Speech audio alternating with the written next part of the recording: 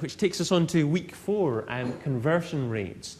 This is all real focus on your website before you do off-site internet marketing. And conversion rates, it's essential, that if you're getting lots of visitors to your website, you really, really focus on what they're doing when they visit your website.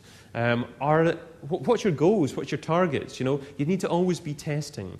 You need to leverage what's called the thank you page and also improve the average order value and average order frequency. So let's have a think about the call to action.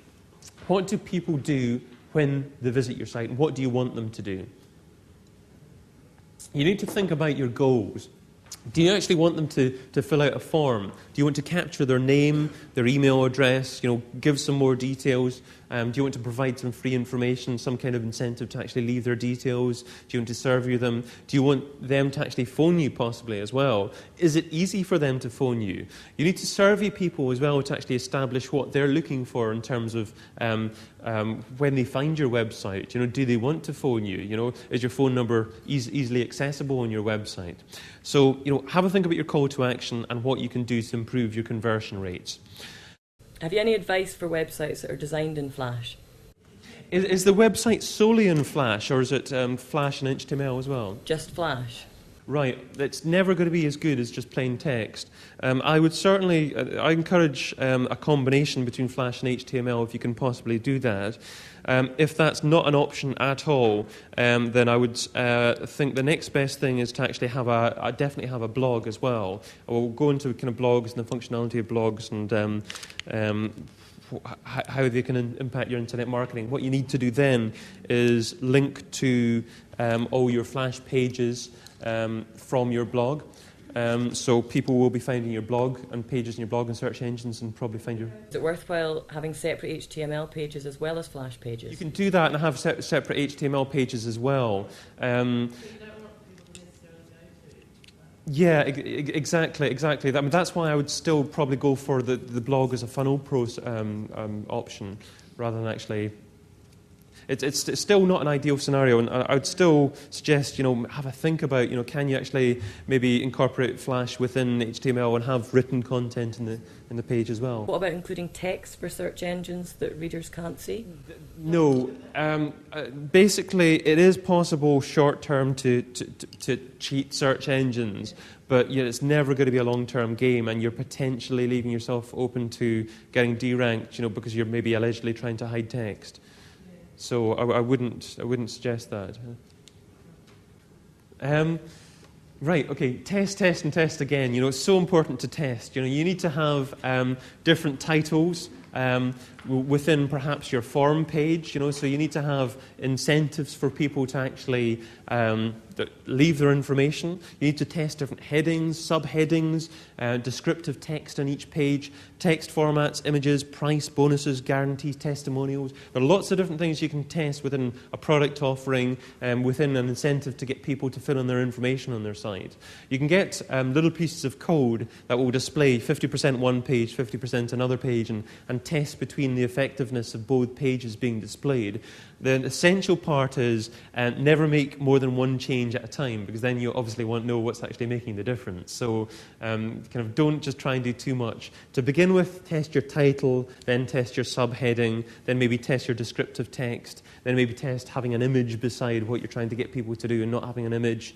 Maybe have a little bit of audio or video on the page as well. You'd be surprised at the conversion differences. And if you're getting, say, just 100 people to your website, and maybe you're getting 10 people fill in a form, if you can improve that, from 10% to 15%, that's 5 new leads every single day. So conversion rates do make a massive difference.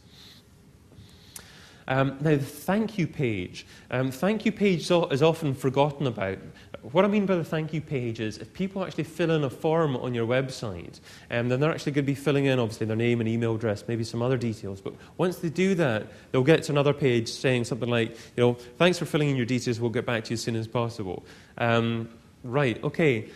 what could you possibly do with that user after that? They're hot in terms of actually requesting information about your products or services, you know. So could you potentially actually sell them something after that? Could you recommend something to them? I was talking to a college the other day, you know, and they were saying, you know, well, what could we do, you know? And I was saying, well, you know, you offer different courses. You know, what if you have specific request forms for individual courses, then after that you have an option to actually say, well, these are the textbooks on offer for these courses. You can buy them directly on Amazon.com. Here's the links to the books, you know, and you can they can make commission directly from that, you know. So think laterally, you know, what can you do with your thank you page? You can actually turn your customers into your sales team if you want them to do some selling for you. You could give them affiliate links directly from your thank you page and saying, you know, thanks for buying our product. You know, hope you like it. We'll have it shipped to you within 7 days. You know, by the way, you know, if you want to make your money back, you know, you just have to get 4 of your friends to buy it, and you've made your money back. You know, something like that. You know, whatever is relevant for your business, but you can, you know, massively improve the effectiveness of what you're doing by, you know, increasing the kind of viral exponent really of your website by focusing on your thank you page. Increase your average order value and your order frequency. You know, a lot of people don't build autoresponders into their product purchase process. You know, so if you're selling products online, what you need to do is actually automate, you know, emails that go to people saying, you know, thanks, you know, for making the purchase. You know, really appreciate it. You know, hope you enjoy everything. But perhaps maybe 2 days after that, you can send them another email to say.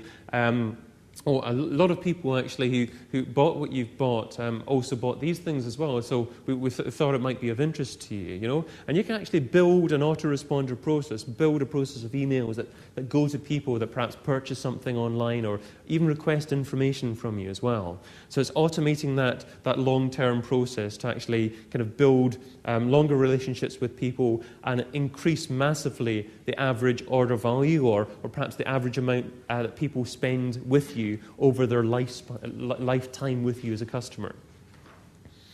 So that's week 4, really focusing on conversion rates. You know, there's no point in getting lots of visitors to your website unless you actually convert as many of them as possible into leads or into customers. Leverage the thank you page. Always be testing and improve the average order value and frequency by actually using an autoresponder to actually deliver regular emails to people after they actually make a purchase from you.